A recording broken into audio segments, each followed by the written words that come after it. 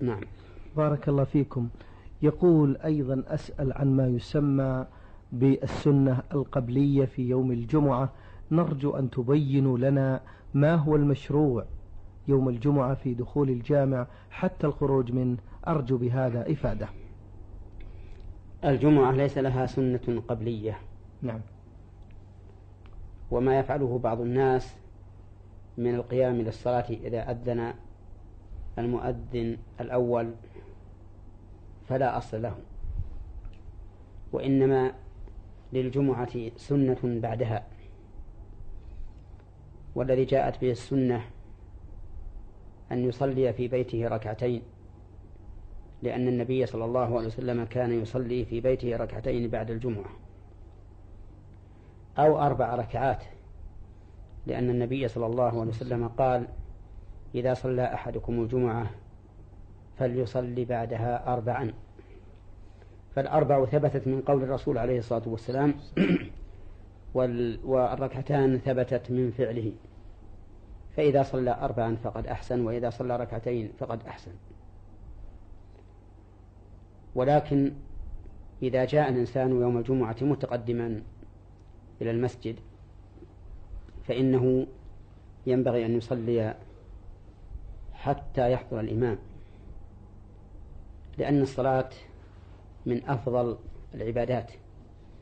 ولهذا لما قال ربيعة بن مالك الأسلمي لرسول الله صلى الله عليه وسلم: أسألك مرافقتك في الجنة، فقال له النبي صلى الله عليه وسلم: أعني على نفسك بكثرة السجود. والسنة لمن أتى الجمعة أن يغتسل في بيته قبل أن يأتي إلى المسجد، والاغتسال للجمعة واجب على القول الراجح، لأن النبي صلى الله عليه وسلم قال: غسل الجمعة واجب على كل محتلم، أي على كل بالغ. فقول النبي عليه الصلاة والسلام واجب وتعليقه الوجوب بوصف يقتضي التكليف والإلزام دليل على أن المراد بالوجوب هنا وجوب الإلزام لا وجوب التأكيد كما زعمه بعضهم. فالصحيح أن غسل الجمعة واجب على كل من أتى الجمعة، ويلبس أحسن ثيابه ويتطيب ويأتي إلى المسجد ويصلي ما شاء الله. وكلما بكر الإنسان إلى المسجد يوم الجمعة فهو أفضل، لأن النبي صلى الله عليه وسلم قال: من اغتسل يوم الجمعة ثم راح في الساعة الأولى فكأنما قرب بدنه، ومن راح في الثانية فكأنما قرب بقرة، ومن راح في الثالثة فكأنما قرب كبشا أقرا، ومن راح في الرابعة فكأنما قرب دجاجة، ومن راح في الخامسة فكأنما قرب بيضة. فإذا حضر الإمام حضرت الملائكة يسمعون الذكر وطووا الصحف، وكانوا قبل مجيء الإمام على أبواب المساجد يكتبون الأول فالأول.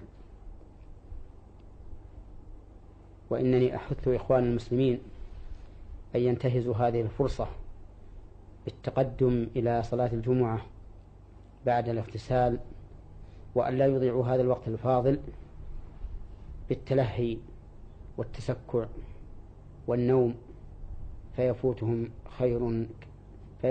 خير كثير.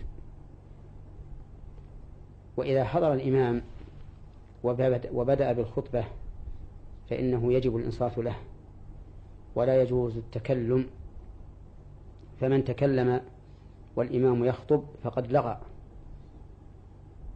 بل من تكلم والإمام يخطب فهو كمثل الحمار يحمل أسفارا، ومن قال لصاحبه أنصت فقد لغى، ومن لغى فلا جمعة له، أي أنه يحرم من أجل الجمعة.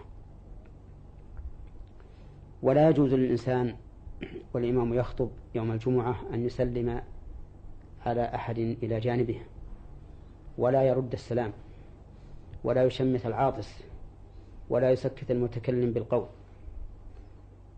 لأن ذلك سبب لحرمانه من ثواب صلاة الجمعة، وإن كانت الجمعة تجزي وتبرأ بها الذمة، لكن يحرم من ثوابها.